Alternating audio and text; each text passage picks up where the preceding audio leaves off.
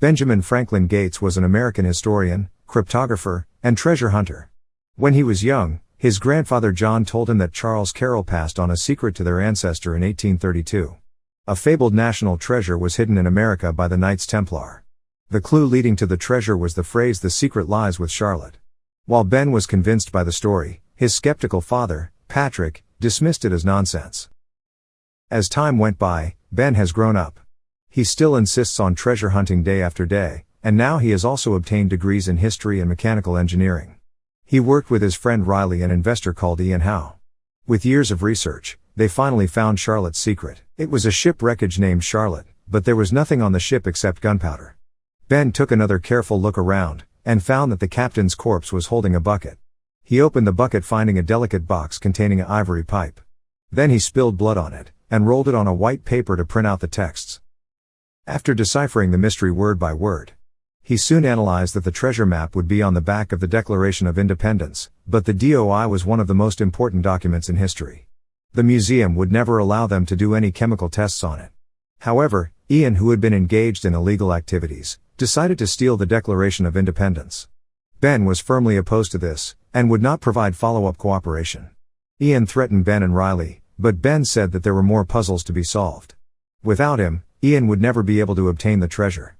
He ignited the explosives all over the floor with flare. Ian locked them in the cabin and ran away. Ben also managed to escape from the secret passage and fled before the explosion. Later, Ben went to the FBI to report the case, but no one believed him. He also went to the National Archives and met Abigail, a doctor engaged in studying the Declaration of Independence, who didn't trust him either. Ben, who had no choice, decided to steal the Declaration of Independence before Ian. The DOI was heavily guarded. Under the 1-inch thick bulletproof glass, there were tons of sensors and thermal detectors.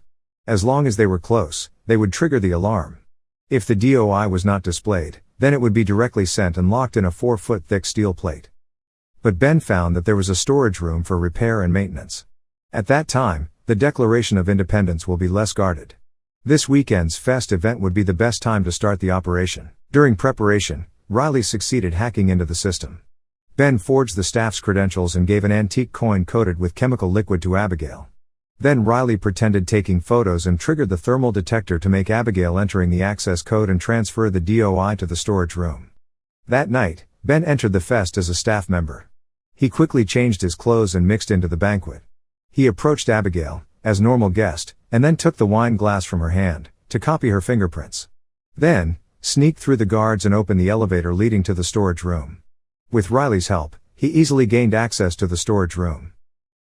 But Ian also arrived at the storage room. Ben did not dare to waste time. He grabbed the DOI and ran away. At the corridor, seeing Ian, Ben raised the Declaration of Independence to block the shots with its bulletproof glass. He retreated into the elevator, quickly took out DOI and rolled it up. At the same time, Abigail felt suspicious about Ben. She asked her colleagues, but to find Ben was not on the invitation list. Meanwhile, Ben tried to leave via the gift shop but got caught by the clerk mistaking his DOI as a souvenir copy. So he bought an additional DOI for later use. As he was leaving, Abigail confronted him and took the fake DOI. Ian promptly kidnaps her, but Ben and Riley chased after for rescue, tricking Ian by leaving behind a souvenir copy of the Declaration. Later, Ben told Abigail that he was doing this to protect the Declaration of Independence, but Abigail did not believe him at all. Ben had to go to his father Patrick's house. In order to prevent Ben from damaging historical artifacts, Abigail offered to help him analyzing the DOI. They smeared lemon juice on the back of the Declaration of Independence, but no information emerged. Patrick asked Ben to try with heat. Then they found numbers on the DOI. However, the clue was Ottendorf's cipher, which was a combination of 3 groups of figures representing the page and the letter of the line. They can only decrypt it with Franklin's letter. But Patrick had already donated the letter to the museum. The 3 went there and paid a kid to copy the designated letter for them. Through the letter, Ben analyzed that the next clue would be at Independence Hall. There, he found a special pair of glasses on a brick at 2:22 p.m. The 3 immediately used it to go through the DOI again. This time, they saw more clues through the glasses. However, Ian came to maraud the DOI and glasses. Ben and others separately bail out. After an intense chase, Ben took the glasses away, but with the DOI being taken. When Ben was raring to leave the scene, FBI arrested him. Abigail planned a rescue to save him. She told Ian about the clue, and Ian used the declaration as stake to lure the FBI, permitting Ben to meet him. The FBI accepted Ian's deal and sent Ben to the place. In the crowd, a man pretending to be a tourist passed message to Ben. Ben listened and stepped onto the deck and jumped into the sea. There were crew helping him to escape. When he was saved, Ian took Patrick and Abigail as hostage. Ben was forced to provide Ian with more clues. After an in-depth research, he located the Trinity Church. Through further analysis, they found a secret passage behind a tomb. Ben took down the torch at the entrance to illuminate the way. The team followed the tunnel and saw a stairway with chandelier. However, the stairs began to collapse due to its 200 years of deterioration, nearly killing everyone. They later found an elevator to the bottom of the cave, but found nothing. Ian was very angry and forced Ben to tell him other clues, but Ben insisted that they had reached the end, and the treasure must have been transported. As Ian was leaving them behind to die, Patrick immediately told him that it was a reference to the Midnight Ride of Paul Revere, pointing Ian to the Old North Church in Boston. Hearing this, Ian still left them deep under. But he don't know what he got was a false clue, the real one still lies deep inside the cave. As expected, Ben found a hidden door leading to the interior, but it was still empty. He was desperate at this time, but Patrick calmly stated that his family had exhausted 6 generations and could not find the treasure. Now Ben has proved that the treasure really exists. Now as long as they continue, it's only a matter of time till they find it. Ben regained his spirit and looked carefully at every corner. Suddenly, he found a socket with the same shape as the ivory pipe. He put the pipe into it and turned it around. Another hidden door opened instantly, and the 4 walked in, witnessing countless treasures. Ben lit the oil lamp in the center. As the fire spreads, more valuables unveiled their existence.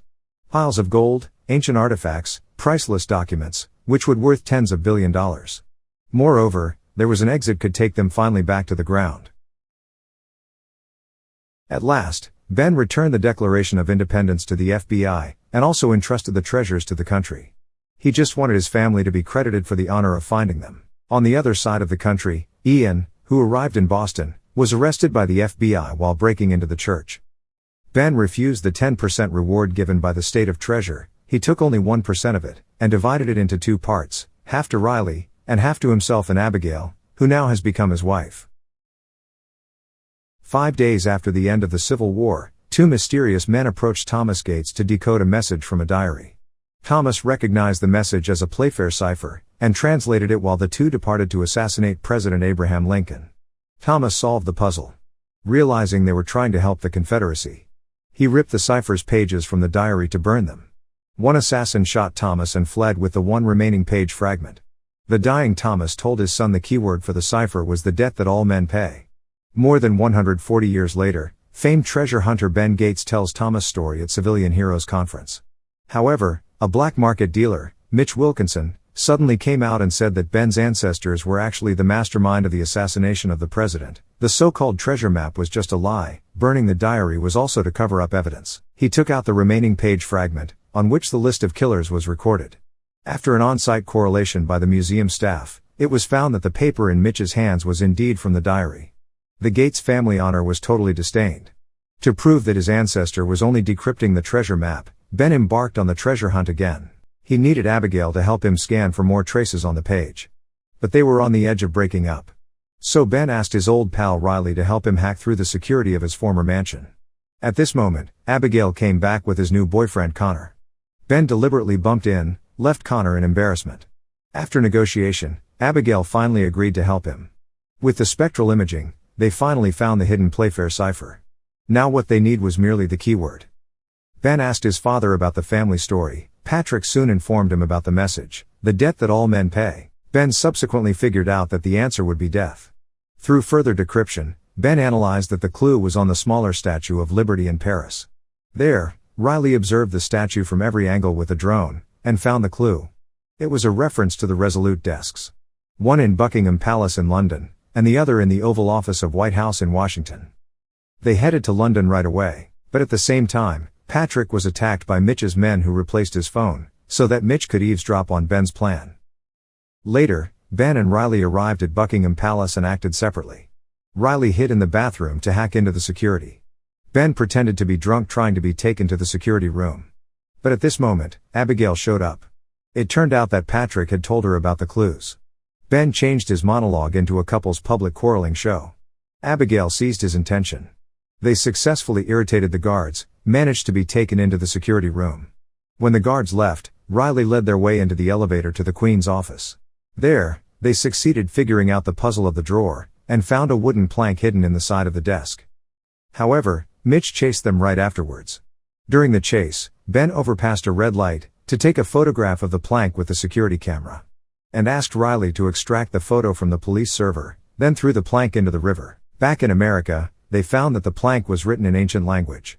Patrick reluctantly asked his ex-wife, archaeolexicologist Dr. Emily Appleton, for help. She claimed the carvings referenced the center of the earth, but pointed out that some of the glyphs are partial. They needed the second plank at the White House. Ben and Abigail convinced her new boyfriend Connor, a White House curator, to let them see the Resolute desk in the Oval Office.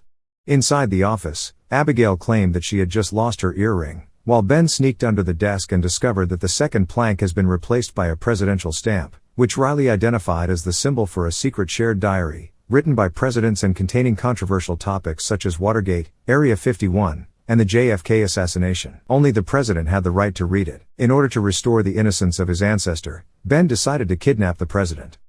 On the day of the president's birthday banquet, Ben disguised as a guest and approached him.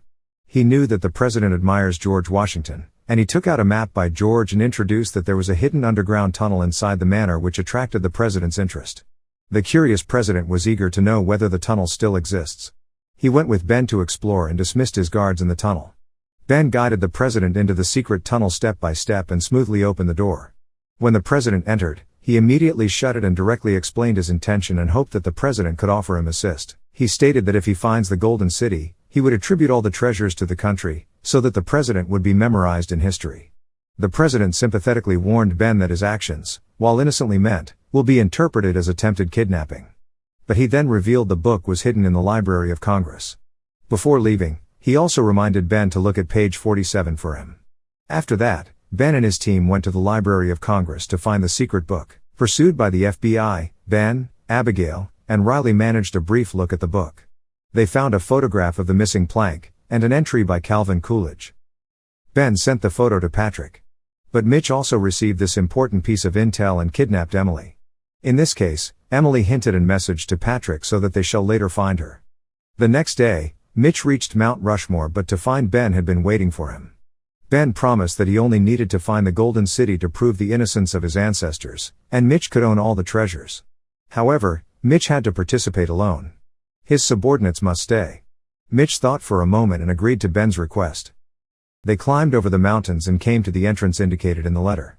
According to the letter, the entrance can only appear under the clear sky and heavy rain. They poured water on the stone and soon found a symbol of eagle.